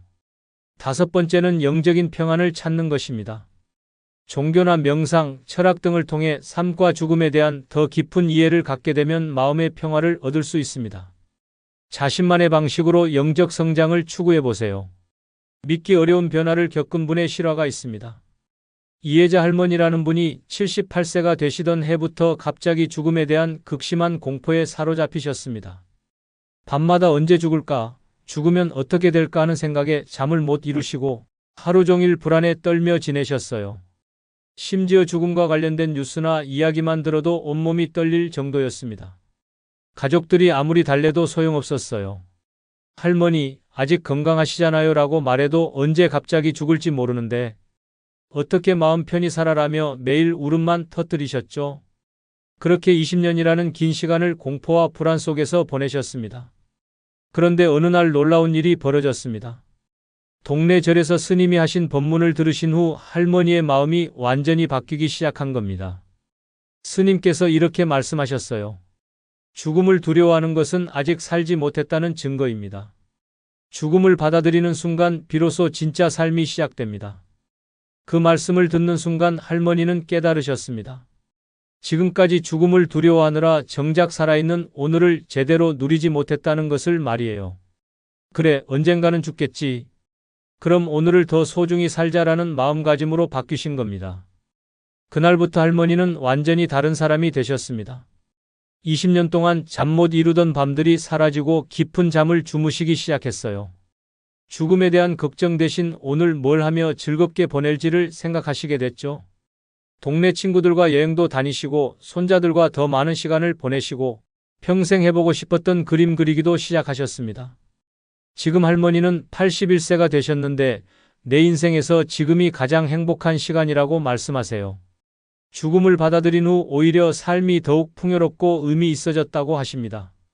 매일 아침 오늘도 하루를 더 선물 받았구나라며 감사하는 마음으로 하루를 시작하신다고 해요. 죽음을 자연스럽게 받아들이고 오늘을 더욱 소중히 여기며 사는 것, 이것이 바로 나이 들어서도 마음 편히 살 수 있는 7번째 방법입니다. 죽음을 두려워하는 것은 삶을 두려워하는 것과 같습니다. 끝이 있기 때문에 더욱 소중한 것이 바로 우리의 삶입니다. 오늘부터 하루하루를 선물처럼 여기며 더욱 깊이 사랑하며 사세요. 지금까지 늙어서 마음 편히 사는 방법을 모두 알려드렸습니다. 이 방법들을 실천하면 여러분도 분명히 행복한 노년을 보내실 수 있습니다. 나이가 많다고 포기하지 마세요. 지금 이 순간부터가 진짜 시작입니다. 늙어서 마음 편히 사는 방법을 하나씩 천천히 적용해 보세요. 여러분의 인생 후반기가 가장 아름다운 시간이 되기를 간절히 바랍니다. 오늘도 건강하고 행복하세요. 안녕하세요, 여러분. 오늘 제가 여러분께 전할 이야기는 여러분의 남은 인생을 완전히 뒤바꿀 충격적인 진실입니다. 혹시 나이가 들면서 밖에 나가면 점점 무시당하고 있다고 느끼시나요? 가족들에게조차 만만하게 보인다고 생각하시나요? 그렇다면 여러분은 지금 당장 이 영상을 끝까지 보셔야 합니다. 노년에 독하게 살아야 하는 6가지 충격적인 이유를 공개합니다. 이 진실을 모르면 여러분은 평생 혹으로 살게 될 것입니다. 반대로 이 비밀을 안다면 여러분의 노년은 완전히 달라질 것입니다. 지금부터 여러분이 들으실 내용은 그 누구도 알려주지 않았던 잔혹하지만 꼭 필요한 현실입니다. 구독, 좋아요, 알림 설정하시면 시작하겠습니다. 그리고 많은 분들에게 공유도 해주시면 감사하겠습니다. 첫 번째 이유는 바로 한번 호구가 되면 평생 만만하게 보이기 때문입니다. 여러분, 이것은 정말 끔찍한 진실입니다. 나이가 들면서 착한 마음에 남을 도와주다가 돈을 빌려주다가 한번 당하고 나면 그 소문이 순식간에 퍼져나갑니다. 마치 피냄새를 맡은 상어들처럼 온갖 사기꾼들과 악질들이 몰려들기 시작합니다. 실제로 경찰청 통계를 보면 노인 대상 사기는 매년 급증하고 있습니다. 그런데 더 충격적인 사실은 한 번 당한 노인이 또다시 당할 확률이 무려 70%나 된다는 것입니다. 왜 그럴까요? 바로 호구 리스트에 올라가기 때문입니다. 사기꾼들은 여러분이 생각하는 것보다 훨씬 조직적이고 치밀합니다. 그들은 한 번 성공한 타겟의 정보를 서로 공유하고 거래합니다. 여러분의 이름과 전화번호, 주소, 성격까지 모든 정보가 암시장에서 팔리고 있습니다. 정말 소름 끼치는 일입니다. 더욱 끔찍한 것은 가족들조차 여러분을 만만하게 보기 시작한다는 점입니다. 한번 호구가 된 부모님을 보면서 자식들은 속으로 한숨을 쉽니다. 우리 부모님은 정말 순진하시다라고 생각하며 점점 무시하기 시작합니다. 이보다 슬픈 일이 있을까요? 이웃들도 마찬가지입니다. 한번 속아 넘어간 이야기가 동네에 퍼지면 모든 사람들이 여러분을 우습게 봅니다. 그 순간부터 여러분은 온갖 부탁과 요구의 타겟이 됩니다. 저 집은 말하면 들어준다는 소문이 돌기 시작합니다. 특히 노년층을 노리는 새로운 수법들이 계속 등장하고 있습니다. 코인 투자 사기, 건강식품 판매, 보험 사기까지 그 수법이 날로 교묘해지고 있습니다. 그들은 여러분의 외로움과 불안함을 정확히 파고듭니다. 하지만 정말 무서운 것은 따로 있습니다. 한번 호구가 되면 자존감이 무너집니다. 나는 정말 바보였구나라는 생각에 우울해지고 점점 자신감을 잃어갑니다. 그러면 더욱 쉬운 타겟이 되는 악순환이 시작됩니다. 반대로 독하게 사는 노인들의 실제 사례를 보면 정말 놀랍습니다. 서울 강남구에 사는 김철수 할아버지는 75세입니다. 어느 날 전화로 투자 권유를 받았을 때 이렇게 말했습니다. 젊은 놈아, 내가 너보다 50년은 더 살았는데 나를 속이려고 하냐? 당장 전화 끊어라. 그 뒤로 그 할아버지에게는 단 한 번도 사기 전화가 오지 않았습니다. 소문이 퍼져서 아예 명단에서 제외되었기 때문입니다. 부산에 사는 박영희 할머니는 78세입니다. 동네에서 유명한 독한 할머니로 소문났습니다. 한 번은 건강식품 판매원이 찾아와서 300만원짜리 제품을 팔려고 했습니다. 할머니는 즉석에서 소비자 보호원에 신고하겠다고 협박했습니다. 그 판매원은 황급히 도망갔고 그 뒤로 동네 전체에 그 할머니 집은 절대 건드리면 안 된다는 소문이 퍼졌습니다. 대구의 이만수 할아버지는 80세입니다. 자식들이 용돈을 달라고 하면 이렇게 말합니다. 내 돈은 내가 쓸 거다. 필요하면 내가 벌어라. 처음에는 자식들이 섭섭해했지만 지금은 오히려 할아버지를 더욱 존경하게 되었습니다. 독하게 사는 모습을 보고 자식들도 더 열심히 살게 되었습니다. 이것이 진짜 교육입니다. 광주의 최순자 할머니는 77세입니다. 이웃이 돈을 빌려달라고 했을 때 단호하게 거절했습니다. 나도 언제 돈이 필요할지 모르니 미안하다고 말했습니다. 그 이웃은 처음에는 서운해했지만 나중에 할머니의 현명함을 인정하게 되었습니다. 지금도 그 할머니는 동네에서 가장 존경받는 어르신입니다. 인천의 정태호 할아버지는 82세입니다. 종교단체에서 그에게 헌금을 요구했을 때 이렇게 말했습니다. 하나님이 내 돈을 원하신다면 직접 말씀하실 거다. 그 당당한 모습에 종교인들도 할 말을 잃었습니다. 독한 할아버지에게는 더 이상 접근하지 않습니다. 울산의 김미자 할머니는 74세입니다. 전화로 손자 사칭 사기를 당할 뻔했을 때 이렇게 말했습니다. 내 손자가 그런 바보 같은 실수를 할 리 없다. 사기꾼은 당황해서 전화를 끊었습니다. 할머니의 독한 성격 덕분에 사기를 피할 수 있었습니다. 여러분도 이런 독한 노인이 되어야 합니다. 착함과 호구는 완전히 다릅니다. 진짜 착한 사람은 자신을 지킬 줄 아는 사람입니다. 다음 영상에서는 노년에 독하게 살아야 하는 두 번째 충격적인 이유를 공개합니다. 두 번째 이유는 바로 돈이 없으면 인간 취급을 받지 못하기 때문입니다. 나이가 들수록 돈이 없는 노인에 대한 사회의 시선은 더욱 차갑고 무자비해집니다. 병원에서도 가족들 사이에서도 심지어 친구들 사이에서도 돈이 없는 노인은 투명인간 취급을 받습니다. 실제로 요양원에서 일하는 간병인들의 증언을 들어보면 소름이 끼칩니다. 돈 많은 노인과 가난한 노인에 대한 대우가 하늘과 땅 차이라고 합니다.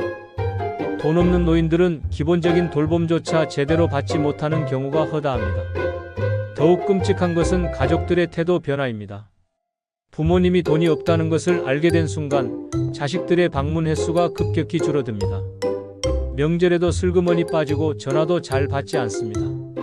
우리 부모님은 돈도 없으면서 왜 오래 사시냐는 말까지 나옵니다. 병원에서의 차별은 더욱 노골적입니다. 돈 없는 노인이 응급실에 가면 의료진들의 표정부터 달라집니다. 보험은 있으세요? 보호자는 어디 계세요? 라는 질문부터 시작해서 치료 자체를 꺼려하는 모습을 보입니다. 사회복지사들조차 솔직히 털어놓습니다. 돈 없는 독거노인들은 사회적 관심에서 멀어진다고 말입니다. 언론에서도 정치인들도 가난한 노인 문제는 표가 되지 않는다며 외면합니다. 특히 충격적인 것은 친구들 사이에서도 벌어지는 일입니다. 평생 함께했던 친구들조차 돈 없는 친구를 점점 모임에서 배제합니다. 돈도 없는데 무슨 모임에 나와라는 눈빛을 받게 됩니다. 상점에서의 대우도 마찬가지입니다. 옷차림이 남루한 노인이 들어가면 점원들이 감시하듯 따라다닙니다.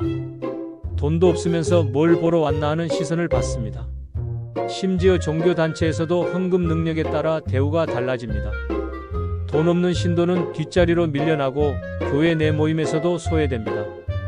가장 잔인한 것은 장례식장에서 벌어지는 일입니다. 돈 없는 노인이 돌아가시면 장례식조차 제대로 치르지 못합니다. 조문객도 적고 화환도 별로 없습니다. 죽어서까지 차별받는 것이 현실입니다. 하지만 반대로 돈 많은 노인들의 실제 사례를 보면 정말 놀라운 변화를 목격할 수 있습니다. 서울 강남구에 사는 박재호 할아버지는 83세입니다. 수십억 원의 재산을 가진 할아버지는 어디를 가든 VIP 대우를 받습니다. 병원에서는 원장이 직접 나와서 인사하고 간병인들은 24시간 최고급 서비스를 제공합니다. 같은 병에 걸린 가난한 노인과는 완전히 다른 치료를 받습니다. 부산의 김순덕 할머니는 78세입니다. 부동산으로 큰 돈을 번 할머니는 자식들의 극진한 사랑을 받고 있습니다. 매주 자식들이 안부를 묻고 손자 손녀들까지 할머니 눈치를 봅니다. 생일날에는 온 가족이 모여서 성대한 파티를 열어줍니다. 대구의 이철민 할아버지는 85세입니다. 사업으로 성공한 할아버지는 동네에서 존경받는 어른으로 통합니다. 어디를 가든 사람들이 먼저 인사하고 식당에서는 특별 메뉴를 내어줍니다. 같은 나이의 가난한 노인들과는 완전히 다른 대우를 받습니다. 광주의 최영자 할머니는 80세입니다. 억대 연금을 받는 할머니는 요양원에서도 특별실을 사용합니다. 간병인들은 할머니를 모시기 위해 경쟁합니다. 같은 요양원의 다른 어르신들과는 받는 서비스의 질이 하늘과 땅 차이입니다. 인천의 정상호 할아버지는 77세입니다. 연금과 임대소득으로 넉넉한 할아버지는 친구들 사이에서도 인기가 많습니다. 모임을 주도하고 여행도 자주 갑니다. 친구들이 할아버지에게 먼저 연락하고 조언을 구합니다. 울산의 장미경 할머니는 76세입니다. 주식 투자로 성공한 할머니는 병원에서도 특진을 받습니다. 의사들이 친절하게 설명해주고 간호사들도 최고의 서비스를 제공합니다. 같은 병원에 다니는 가난한 환자들과는 완전히 다른 대우를 받습니다. 제주도의 한석범 할아버지는 79세입니다. 펜션 사업으로 성공한 할아버지는 지역에서 유명인사입니다. 관공서에서도 VIP 대우를 받고 각종 모임에 초청받습니다. 돈이 있다는 이유만으로 사회적 지위까지 얻게 되었습니다. 이것이 바로 현실입니다. 돈이 있는 노인과 없는 노인의 대우는 완전히 다릅니다. 나이가 들수록 돈의 중요성은 더욱 커집니다. 다음 영상에서는 세 번째 충격적인 이유를 공개합니다. 더욱 놀라운 진실이 기다리고 있습니다. 세 번째 이유는 바로 독하지 않으면 평생 들러리 인생이 되기 때문입니다. 착하고 순한 노인일수록 평생 주변 인물로만 살아가게 됩니다. 가족 모임에서도 친구들 사이에서도 심지어 동네에서도 항상 뒷전으로 밀려나는 비참한 삶을 살게 됩니다. 실제로 심리학자들의 연구 결과를 보면 소름이 끼칩니다. 노년기의 성격이 온순한 사람일수록 사회적 고립도가 높다고 합니다. 반대로 다소 까칠하고 독한 노인들이 오히려 더 많은 관심과 대우를 받는다는 충격적인 사실이 밝혀졌습니다. 더욱 끔찍한 것은 가족들 사이에서 벌어지는 일입니다. 순한 부모님일수록 자식들의 결정에서 완전히 배제됩니다.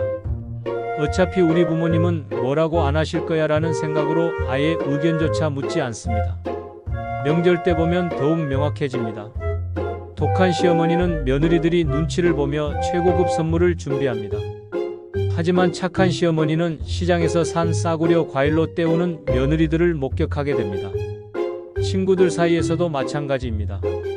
순한 성격의 노인은 항상 모임비를 더 많이 내거나 굳은 일을 떠맡게 됩니다. 저 사람은 싫은 소리 안 할 거야 라는 생각으로 계속 이용당합니다. 병원에서도 차별받습니다. 의사나 간호사들은 까칠한 환자에게는 더 신경을 씁니다. 하지만 순한 환자는 대충 진료하고 넘어가는 경우가 많습니다. 어차피 불평 안 할 테니까 라는 생각 때문입니다. 상점에서도 호구 취급받습니다. 온순한 노인에게는 비싼 물건을 권하거나 필요 없는 것까지 팔려고 합니다. 거절하지 못할 것을 알기 때문입니다. 심지어 사기꾼들도 이런 성향을 노립니다. 들러리 인생을 살아온 노인들은 자존감이 낮아서 나 같은 사람에게 관심을 가져주다니라며 쉽게 속아 넘어갑니다. 가장 비참한 것은 죽을 때까지도 들러리라는 점입니다. 장례식에서도 조용히 치러지고 사람들 기억에서도 금세 잊혀집니다. 평생 주인공이 되어본 적이 없는 슬픈 인생이 됩니다.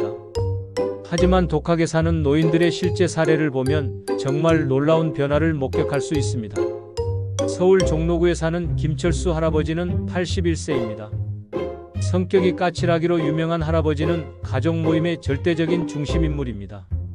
자식들은 할아버지 눈치를 보며 모든 결정을 할아버지께 먼저 보고합니다. 손자 손녀들까지 할아버지 앞에서는 조심조심합니다. 할아버지가 한마디만 해도 온 가족이 귀를 기울입니다. 부산 해운대구의 박순자 할머니는 79세입니다. 독한 성격으로 소문난 할머니는 동네에서 무서운 존재입니다.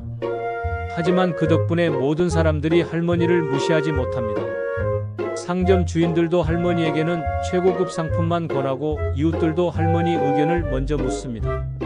할머니가 나타나면 동네 분위기가 완전히 바뀝니다. 대구 중구의 이만석 할아버지는 84세입니다.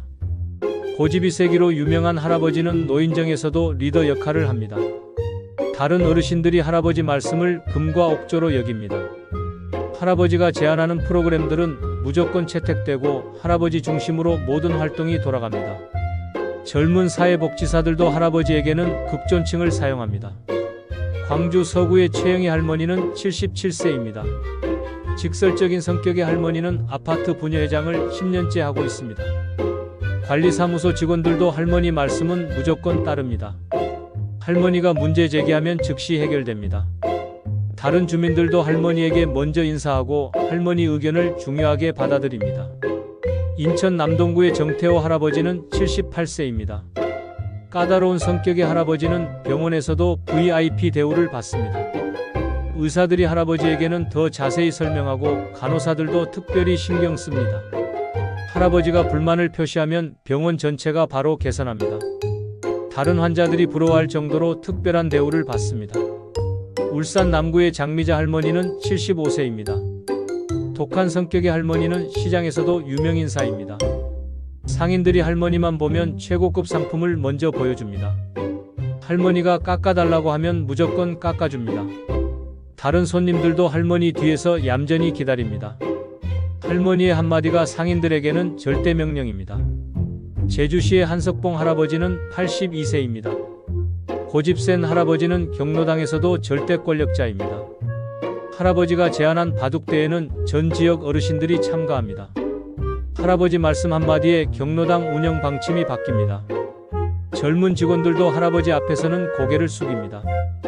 이것이 바로 현실입니다. 독한 노인은 죽을 때까지 주인공으로 살지만 순한 노인은 평생 들러리로 살게 됩니다. 지금이라도 바꾸셔야 합니다. 다음 네 번째 더욱 충격적인 이유가 공개됩니다. 절대 놓치지 마세요. 네 번째 이유는 바로 참는 게 미덕이 아닌 시대이기 때문입니다. 여러분, 이것은 정말 혁명적인 변화입니다. 과거에는 참고 인내하는 것이 미덕이었지만 지금은 완전히 반대입니다. 21세기는 자기 주장을 확실히 하는 사람만이 살아남는 무자비한 시대가 되었습니다. 현재 젊은 세대들을 보세요. 그들은 조금이라도 부당한 대우를 받으면 즉시 항의합니다. SNS에 올리고 언론에 제보하고 법적 조치까지 불사합니다. 참는 것을 바보 같은 행동으로 여깁니다. 더욱 충격적인 것은 사회 시스템 자체가 변했다는 점입니다. 과거에는 참고 견디는 사람을 훌륭하다고 여겼지만 지금은 목소리를 내지 않으면 아예 존재하지 않는 사람 취급합니다. 병원에서도 마찬가지입니다. 조용히 참고 있는 환자는 후순위로 밀려납니다. 하지만 계속 요구하고 항의하는 환자는 즉시 대응받습니다. 의료진들도 솔직히 말합니다. 조용한 환자보다 시끄러운 환자가 더 기억에 남는다고 합니다. 정부 정책도 마찬가지입니다. 조용히 참고 있는 집단은 정책에서 소외됩니다. 하지만 집회하고 시위하고 목소리를 내는 집단은 즉시 정책에 반영됩니다. 참는 노인들은 복지 혜택에서도 뒤처집니다. 상점에서도 변화가 뚜렷합니다. 불친절한 서비스를 받고도 참고 넘어가는 고객은 계속 무시받습니다. 하지만 즉시 컴플레인을 제기하는 고객은 최고급 서비스를 받게 됩니다. 심지어 가족관계에서도 마찬가지입니다. 조용히 참는 부모님은 자식들에게 무시받습니다. 하지만 자기 의견을 확실히 표현하는 부모님은 자식들의 존경을 받습니다. 가장 무서운 것은 법적 보호도 받지 못한다는 점입니다. 참고 넘어간 피해는 법적으로 인정받기 어렵습니다. 하지만 즉시 신고하고 문제 제기한 사안은 법적 보호를 받습니다. 특히 노인들을 대상으로 한 차별과 무시는 날로 심해지고 있습니다. 참는 노인에게는 더욱 가혹하게 대합니다. 이 시대에 참는 것은 미덕이 아니라 바보의 상징이 되었습니다. 하지만 적극적으로 목소리를 내는 노인들의 실제 사례를 보면 놀라운 변화를 목격할 수 있습니다. 서울 강서구에 사는 김대호 할아버지는 76세입니다. 아파트 소음 문제로 고생하던 할아버지는 참지 않고 즉시 관리사무소에 항의했습니다. 처음에는 대충 넘어가려던 직원들이 할아버지의 끈질긴 항의에 결국 문제를 완전히 해결해 주었습니다. 지금은 아파트에서 가장 조용한 동에 살고 있습니다. 부산 금정구의 박영순 할머니는 80세입니다. 병원에서 대기 시간이 너무 길어지자 할머니는 참지 않고 직접 원장실로 찾아갔습니다. 강력하게 항의한 결과 지금은 VIP 환자로 등록되어 우선 진료를 받고 있습니다. 참았다면 평생 긴 대기 시간에 고생했을 것입니다. 대구 달서구의 이철민 할아버지는 83세입니다. 은행에서 무시당하는 대우를 받자 할아버지는 즉시 금융감독원에 신고했습니다. 그 결과 해당 은행에서 정식 사과를 받았고 지금은 그 은행에서 최고 대우를 받고 있습니다. 참았다면 계속 무시당했을 것입니다. 광주 북구의 최순덕 할머니는 78세입니다. 마트에서 불친절한 서비스를 받자 할머니는 즉시 본사에 항의했습니다. 그 결과 해당 직원이 징계를 받았고 할머니는 VIP 고객으로 등록되었습니다. 지금은 어디를 가든 최고의 서비스를 받고 있습니다. 인천 연수구의 정만수 할아버지는 79세입니다. 택시기사가 불친절하게 굴자 할아버지는 즉시 택시회사에 신고했습니다.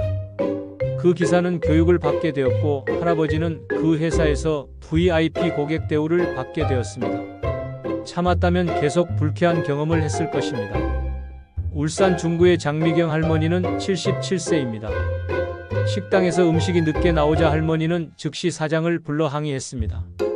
그 결과 음식값을 할인받았을 뿐만 아니라 지금은 그 식당의 단골 VIP가 되었습니다. 사장이 직접 나와서 인사할 정도입니다. 제주시의 한석범 할아버지는 81세입니다.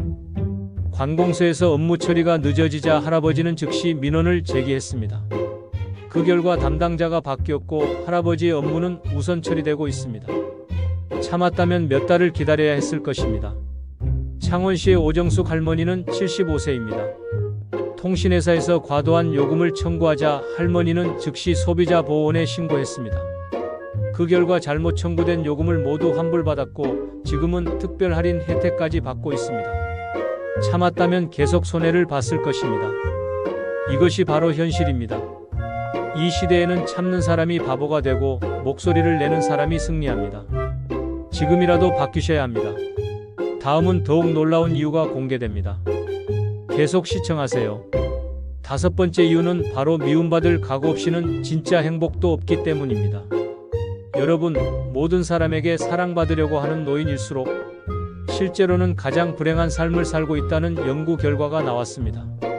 진짜 행복은 미움받을 각오가 있을 때만 얻을 수 있습니다. 실제로 정신과 의사들이 증언합니다. 우울증에 걸린 노인 환자들의 공통점이 바로 모든 사람에게 좋은 사람으로 보이려 했다는 것입니다. 자신의 진짜 감정을 숨기고 남의 눈치만 보다가 결국 정신적으로 무너지는 것입니다. 더욱 무서운 것은 가짜 관계의 함정입니다. 착한 척하며 살아온 노인들 주변에는 진짜 친구가 하나도 없습니다. 모든 관계가 이익을 위한 가짜 관계일 뿐입니다. 정작 어려울 때는 아무도 도와주지 않습니다. 가족 관계에서도 마찬가지입니다. 자식들 눈치만 보며 사는 부모님은 결국 자식들에게도 무시당합니다. 우리 부모님은 뭐든 다 들어주실 거야 라는 생각으로 점점 더 이용당하게 됩니다. 특히 끔찍한 것은 자기 자신조차 잃어버린다는 점입니다. 평생 남의 눈치만 보다 보니 자신이 진짜 원하는 것이 무엇인지도 모르게 됩니다. 거울을 봐도 낯선 사람 같다고 호소하는 노인들이 늘어나고 있습니다. 심리학자들은 이것을 타인지향적 삶의 비극이라고 부릅니다. 타인의 승인에만 의존하며 살다가 결국 아무도 진정으로 사랑하지 않는 공허한 존재가 되어버리는 것입니다. 병원에서도 이런 환자들을 자주 목격합니다. 난 평생 착하게만 살았는데 왜 이렇게 외롭고 불행할까요? 라고 하소연하는 노인들이 매일 찾아옵니다. 착하게 산 것이 문제가 아니라 진짜 자신을 숨긴 것이 문제였습니다. 가장 비참한 것은 죽을 때까지도 가짜로 살게 된다는 점입니다. 임종 순간에도 사람들이 뭐라고 할까를 걱정하며 진짜 마음을 표현하지 못합니다. 가짜 삶으로 시작해서 가짜 죽음으로 끝나는 것입니다.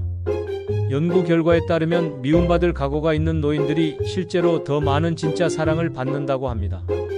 진정성 있는 관계를 맺기 때문입니다. 하지만 미움받을 각오로 진짜 자신을 드러내며 사는 노인들의 실제 사례를 보면 놀라운 행복을 목격할 수 있습니다. 서울 성북구에 사는 김정호 할아버지는 82세입니다. 자식들이 용돈을 달라고 해도 단호하게 거절하는 할아버지입니다. 처음에는 자식들이 서운해했지만 지금은 오히려 할아버지의 소신을 존경합니다. 할아버지는 자신만의 취미생활을 즐기며 진짜 행복한 노년을 보내고 있습니다. 자식들도 할아버지를 더욱 소중하게 여기게 되었습니다. 부산 사하구의 박순애 할머니는 79세입니다. 이웃들의 뒷담화에 대해 정면으로 맞서는 할머니입니다. 제가 뭘 잘못했는지 직접 말씀해 주세요 라고 당당하게 말합니다. 처음에는 이웃들이 할머니를 어려워했지만 지금은 오히려 할머니의 솔직함을 좋아합니다. 진짜 친구들만 남게 되어 더욱 깊은 우정을 나누고 있습니다. 대구 수성구의 이만호 할아버지는 85세입니다. 노인정에서 자신의 정치적 신념을 당당하게 표현하는 할아버지입니다. 일부 어르신들은 반대하지만 할아버지는 개의치 않습니다. 오히려 같은 생각을 가진 진짜 친구들을 만나게 되었고 더욱 활기찬 노년을 보내고 있습니다. 자신의 신념을 지키며 사는 것이 얼마나 행복한지 매일 실감하고 있습니다. 광주 남구의 최영자 할머니는 77세입니다. 며느리들의 부당한 요구에 대해 명확하게 선을 긋는 할머니입니다. 저는 여러분의 가정부가 아닙니다라고 당당하게 말씀하십니다. 처음에는 며느리들이 서운해했지만 지금은 오히려 할머니를 더욱 존중합니다. 서로의 경계를 인정하면서 더욱 건강한 가족관계를 유지하고 있습니다. 인천 남구의 정상미 할머니는 76세입니다. 동네 부녀에서 부당한 일에 대해 목소리를 내는 할머니입니다. 일부 사람들은 할머니를 까다롭다고 하지만 할머니는 신경 쓰지 않습니다. 오히려 정의감 있는 사람들이 할머니를 지지하게 되었고 동네에서 존경받는 어른이 되었습니다. 자신의 양심에 따라 사는 것이 얼마나 뿌듯한지 매일 느끼고 있습니다. 울산 동구의 장철수 할아버지는 80세입니다. 병원에서 의사의 불친절한 태도에 대해 당당하게 항의하는 할아버지입니다. 일부 의료진들은 할아버지를 어려워하지만 할아버지는 개의치 않습니다. 오히려 진짜 실력 있는 의사들이 할아버지를 더욱 정성껏 진료해줍니다. 자신의 권리를 지키며 사는 것이 얼마나 당당한지 실감하고 있습니다. 제주시의 한미순 할머니는 78세입니다. 자신이 좋아하는 춤을 추며 사는 할머니입니다. 일부 사람들은 나이에 맞지 않는다고 비판하지만 할머니는 신경 쓰지 않습니다. 오히려 같은 취미를 가진 사람들과 깊은 우정을 나누며 진짜 행복한 삶을 살고 있습니다. 자신의 꿈을 포기하지 않고 사는 것이 얼마나 소중한지 매일 깨닫고 있습니다. 창원시의 오정남 할아버지는 81세입니다. 자신만의 철학을 가지고 사는 할아버지입니다. 모든 사람이 동의하지는 않지만 할아버지는 자신의 길을 갑니다. 오히려 깊이 있는 사람들이 할아버지와 진지한 대화를 나누려고 찾아옵니다. 진정성 있는 관계만 남게 되어 더욱 의미 있는 인생을 살고 있습니다. 이것이 바로 현실입니다. 미움받을 각오가 있어야 진짜 사랑도 받고 진짜 행복도 얻을 수 있습니다. 마지막 6번째 이유도 절대 놓치지 마세요. 6번째 이유는 바로 자식에게 기대는 순간 상처받기 때문입니다. 여러분, 이것은 정말 가슴 아픈 현실입니다. 자식에게 의존하며 사는 노인들의 말년은 절망과 원망으로 가득 차게 됩니다. 평생 키워준 자식들이 노부모를 짐으로 여기는 무자비한 시대가 되었습니다. 실제로 노인복지관에서 상담하는 사례들을 보면 소름이 끼칩니다. 자식들이 전화도 안 받아요. 명절에도 오지 않아요. 용돈도 안 줘요라는 하소연이 끊이지 않습니다. 평생 자식을 위해 희생한 부모들이 말년에 받는 배신감은 상상을 초월합니다. 더욱 충격적인 것은 자식들의 냉혹한 계산입니다. 부모님이 돈이 있으면 관심을 보이지만 돈이 떨어지면 연락도 끊어버립니다. 부모님 모시는 것도 돈이 드는 데라는 말을 서슴없이 합니다. 특히 며느리들의 태도 변화는 더욱 잔인합니다. 시어머니가 건강할 때는 아부하다가 몸이 아프면 즉시 요양원으로 보내려고 합니다.